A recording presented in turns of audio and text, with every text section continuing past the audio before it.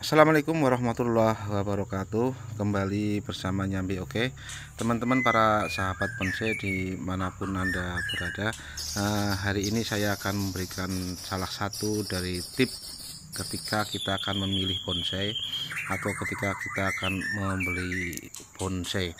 Tentu saja ini untuk teman-teman para pemula. Yang pertama tentu saja teman-teman harus melihat bagaimana bentuk tajuknya ini ya. Tajuk ini apakah subur atau tidak, ini yang secara umum. Bentuk bonsainya itu secara umum subur atau tidak.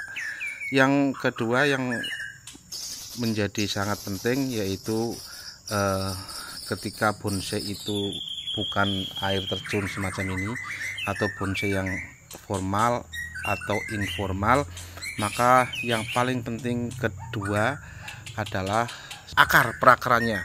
Kalau sekiranya itu bonsai itu informal atau formal itu. Nah, yang dimaksudkan dengan akar, yang pertama-tama tentu akarnya itu ada atau semua atau tidak.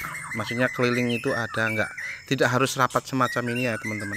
Tidak harus rapat semacam ini, tapi minimal depan, belakang, samping itu ada. Tidak harus rapat semacam ini.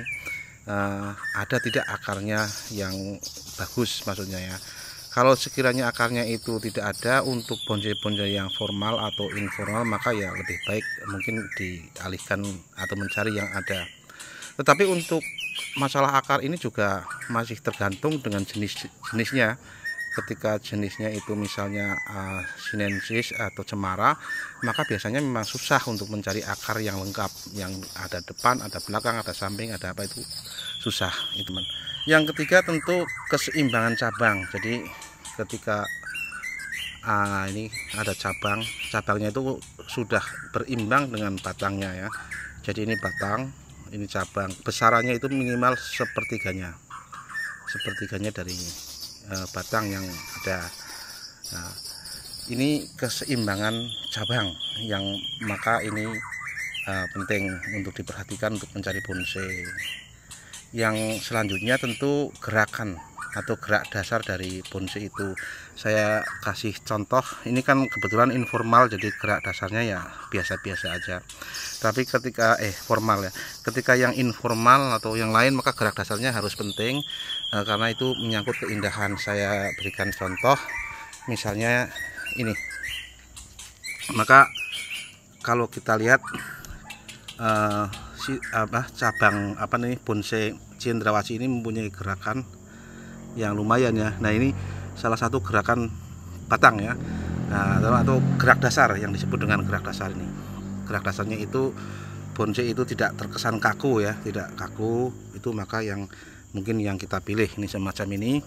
Ini kan ada gerak dasarnya ya. Dari batangnya itu ada gerak dasarnya. Ini juga menunjukkan tidak kaku ya teman-teman.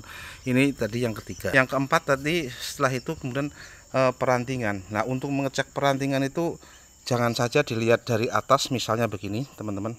Kalau di sini mungkin tajuk itu bisa dibentuk saja, bisa dibuat saja tajuk itu, tetapi secara perantingan kurang bagus. Makanya untuk membeli bonsai atau mencari bonsai, jangan dilihat dari bentuk tajuknya yang sudah terlihat bagus saja, tetapi kita cek bagaimana cara mengeceknya, yaitu kita lihat dari sisi bawahnya. Dari sisi bawahnya, ketika terlihat bagus, perantingannya, percabangannya bagus, maka mungkin kita bisa memilih bonsai itu teman-teman. Tentu saja ketika semuanya lengkap dari percabangan, gerak dasar, akar, dan seterusnya lengkap seperti yang kita inginkan, yang seperti yang kita sarankan, maka tentu harganya, ini masalah harga, pasti harganya sudah mahal. Tetapi jangan sampai, maksud saya di sini jangan sampai ketika kita membeli bonsai sudah harganya mahal, tetapi secara kriteria tidak memenuhi syarat, misalnya gerak dasarnya tadi, kemudian percabangannya belum imbang, atau perantingannya tidak bagus dan seterusnya, atau tajuknya tidak terlihat subur semuanya ya. Nah, itu makanya bagi teman-teman pemula tidak hanya melihat tacuknya yang sudah berbentuk saja, tetapi penting untuk melihat bentuk atau kriteria-kriteria yang lain, teman-teman. Jadi itulah ya teman-teman, semoga bermanfaat ya.